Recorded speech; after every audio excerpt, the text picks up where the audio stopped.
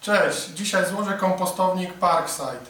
Pojemność kompostownika 300 litrów, wymiary 61 x 61 cm, wysokość 83 cm.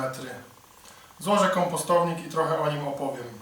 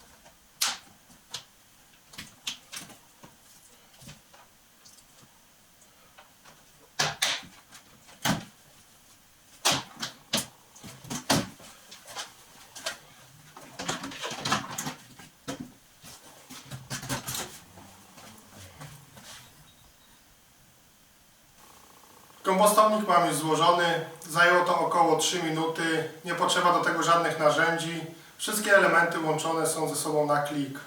A więc krótki opis. Pokrywa z blokadą. Tutaj pokrywa do wyciągania kompostu. Do góry zdejmujemy, możemy ją tutaj na czas wyjmowania odłożyć. Potem zakładamy z powrotem.